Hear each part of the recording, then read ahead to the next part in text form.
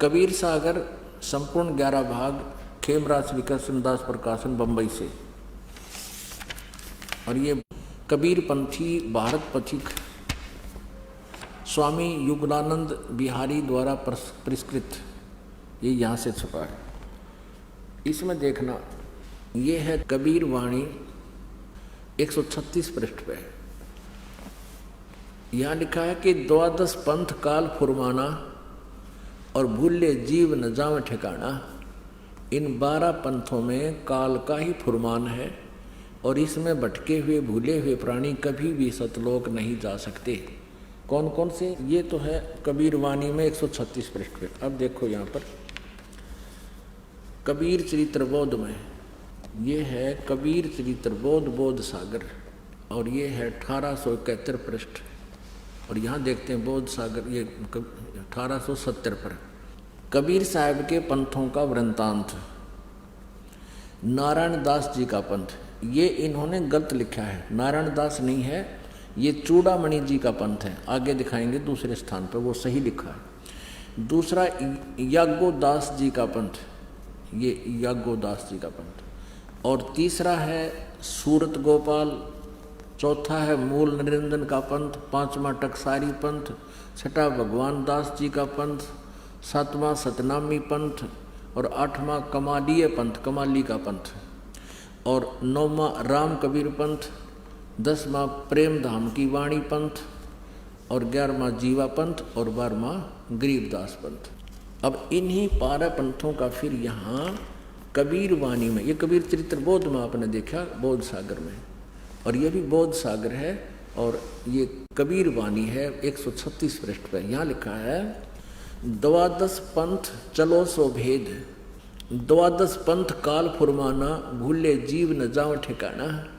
ताते आगम कही हम राखा, वंश हमारा चूड़ामणि शाखा। प्रथम जग में जागू भरमावे, ये दूसरा होना चाहिए था, प्रथम तो ये चूड़ामणि है। यहाँ इन्होंने गलत अपनी तरफ से मिलावट कर दी कबीर पंथियों ने। ये लिखा है, ये बोध सागर 1870 पृष्ठ पे, ये कबीर चरित्र बोध में। यहाँ पर इन्होंने गलत लिखा, यहाँ लिखना था प्रथम चूड़ामणि जी का पंथ, दूसरा याज्ञोदास जी का पंथ, और सूरत गोपाल मूल निरंजन चौथा। अब यहाँ उसी का प्रमाण है। अब हमारे हैं 136 कबीर वाणी पे, 136 पर। 12 पंथ काल फुरमाना, भूले जीव न जाए ठिकाना। ताते आगम कह हम राखा, वंश हमारा चूड़ामणि शाखा। ये चूड़ामणि प्रथम होना चाहिए, ये गलत लिख रखे हैं इन्होंने। और दूसरा होना चाहिए थे दूसरा जग में जागू भरमावे, ये यहाँ पर लिखा है इसको, ये देखिएगा, याज्ञो पंथ, जागू कहो तो याज्ञोदास पंथ, और सूरत गोपाल। प्रथम नहीं, या दूसरा जग में जागू भरमावे, बिना भेद वो ग्रंथ चुरावे। और दूसरा सूरत गोपाल होई, यहाँ इन्होंने ये लिखा सूरत गोपाल पंथ दूसरा, ये 1870 पृष्ठ पर। ये तीसरा है सूरत गोपाल, और यहाँ भी तीसरा ही होना चाहिए था, इन्होंने दूसरा लिख दिया। ये थोड़ा सा मिलावट कर रहे हैं। चोर चुरावे तुमड़ी गाड्डे पानी में, वो गाड्डे हुआ ऊपर आवे, सच्चाई छैनी ना। अब यहाँ लिखना था तीसरा सूरत गोपाल होई, और अक्सर जो जोग दृढ़ावे सोई। और चौथा, ये चौथा होना चाहता, तीसरा नहीं, मूल निरंजन वाणी। चौथा पथ टकसार भेद वो, और 5वां पंथ बीज को लेखो, और 6वां जो 7वां होना चाहिए था सतनामी पंथ। हम अपने काम पर आते हैं, यहाँ देखिएगा। अब 10वां, ये 11वां यहाँ आ जाता है, परम धाम की वाणी। अब 12वां यहाँ से शुरू होता है, संवत 1775 होई। ये वैसे गलती से मिसप्रिंट है, यहाँ 1774 होना चाहिए था संवत। गरीबदास जी का जन्म संवत 1774 में हुआ है। संवत 1775 होई, ता दिन प्रेम प्रगटे जग सोई। 12वां पंथ जिससे चला गरीबदास जी को, उसका जिक्र है ये। आज्ञा रहे ब्रह्म बोध लावे, कोली चमार सबके घर खावे, और साख हमारी ले जीव समझावे, असंख्य जन्म ठोर नहीं पावे। 12वें पंथ प्रगट हो बानी, अब 12वें पंथ गरीबदास जी वाले पंथ के विषय में चर्चा चल रही है कि मेरी वाणी यानी मेरी महिमा की वाणी पुनः प्रकट होगी गरीबदास जी द्वारा। परमेश्वर कबीर जी गरीबदास जी को मिले थे। गरीबदास जी काल के दूत नहीं थे, गरीबदास जी ने तो सही ज्ञान दिया, लेकिन आगे वाले कबीर गरीबदास के पंथियों ने उसको समझा नहीं। अब 12वें पंथ प्रगट हो हवा वाणी है नहीं, प्रगट हुआ वाणी और शब्द हमारे की निर्णय ठानी। अब गरीबदास जी के बाद जितने भी उनके अनुयायी हुए हैं वो परमेश्वर की वाणी जो गरीबदास जी ने महिमा लिखी है वो समझ नहीं सके। 12वें पंथ प्रगट हुआ वाणी शब्द हमारे की निर्णय ठानी और अस्थिर घर का मर्म न पावे, ये 12 पंथ हम ही को ध्यावे। कहते गरीबदास वाले पंथ तक भी स्थिर घर शाश्वत स्थान को प्राप्त नहीं कर सकते, सतलोक को प्राप्त नहीं कर सकते, और हमारे ही उस वाणी को वह आपस में निष्कर्ष करते रहेंगे, उसकी जानकारी एक दूसरे को उलट सुलट देते रहेंगे।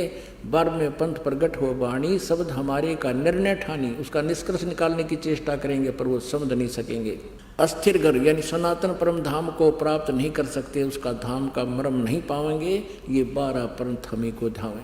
आगे स्पष्ट कर दिया परमेश्वर ने 12वें पंथ हम ही चल आवे, हम स्वयं आएंगे गरीबदास वाले पंथ में, यानी गरीबदास के रूप में नहीं, उसके पंथ में आगे चल के 12वें पंथ हम ही चल आवे और सब पंथ मिट एक ही पंथ चलावे।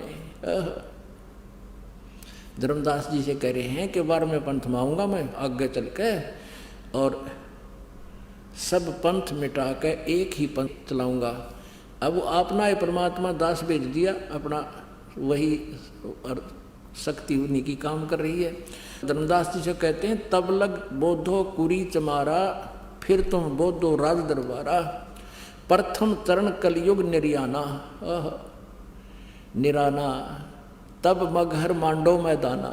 ये प्रथम पीढ़ी होगी, प्रथम चरण होगा जब मैं मगहर से शरीर चला जाऊंगा। परमात्मा कबीर जी कह रहे हैं ये प्रथम चरण होगा, प्रथम चरण कलयुग निर्याना, तब मगहर मांडो मैदाना।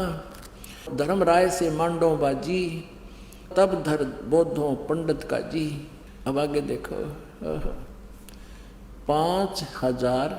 5505 तब ये शब्द होएगा साचा। अब समय आ गया है, कलयुग को लगभग 5500 वर्ष हो गए हैं और अब वो समय आ गया परमात्मा का। ये मेरा कहते हैं आज का बोला हुआ उस समय सत्य होगा यो। अब क्या बताते हैं, धर्मदास मोरी लाख दुहाई और मूल शब्द बार ना जाई। पवित्र ज्ञान तुम जग में भाखो, मूल ज्ञान गुप्त तुम राखो। गोई माने गुप्त रखो, मूल ज्ञान बाहर जो पर ही, ये बिजली पीढ़ी हंस वंश हंस नहीं तरही। 33 अरब ज्ञान हम बाखा, मूल ज्ञान गुप्त हम राखा। गोय माने गुप्त। मूल ज्ञान तुम तब लग छपाई, जब लग 10 पंथ मिटाई। अब परमात्मा की जो कबीर सागर में वार्ता हुई है उसमें लिखा है काल के साथ, वो दिखाते हैं। बहुविध जीवन कीन पुकारा, काल देत है कष्ट अपारा। यम का कष्ट सहा ना जाई, हे सतगुरु तुम हो सहाई। आए जहाँ यम जीव सतावे, काल निरंजन जीव भरमावे। चटक पटक कर जीवता भाई, ठाड बहे पुनता हम जाई। मोहे देख जीव कीन पुकारा, हे साहेब हम लेहो उबारा। तब हम सत्य शब्द गौरावा, पुरुष शब्द से जीव तपत बुझावा। यम से छुड़ा ले स्वामी, दया करो प्रभु अंतर्यामी। जब उनको पता चला कि हम काल के जाल में फंस गए हैं, उन जीवों को जो तपस्या पर जल रहे थे, तब उन्होंने कहा कि हे परमात्मा हमें काल से छुड़वा लो। तब परमेश्वर ने क्या कहा, तब मैं कहा जीवन समझाई, जोर करूं तो मेरो वचन नसाई। अब परमेश्वर प्रत्येक युग में आते हैं और इसी प्रकार प्रत्येक युग में फिर भी तपस्या पर उन जीवों को फिर ज्ञान देते हैं, क्योंकि पता है परमात्मा को आपत्ति में ये प्राणी मेरी बात न मान सकते हैं। और जब तक इनके झूठे रंग का रंग चढ़ा हुआ है ये नहीं सुनते कति मेरी बात ने। इसलिए परमेश्वर ने ये कलयुग का समय चुना है, क्योंकि सतयुग त्रेता द्वापर में ये जीव घना दुखी नहीं होता है। इंसानियत रहती है हृदय में, पिछले पुण्य इनकी बैटरी चार्ज रहती है। और कलयुग के अंदर जो ये साधना करेंगे उससे तो लाभ होने वाला है ही नहीं, और पुण्य इनके सतयुग त्रेता द्वापर में अक्षीण हो चुके होंगे, और फिर ये इतने दुखी हो जाएंगे, फिर मेरी बात न मान लेंगे। परमात्मा ने इसलिए ये समय सेलेक्ट किया।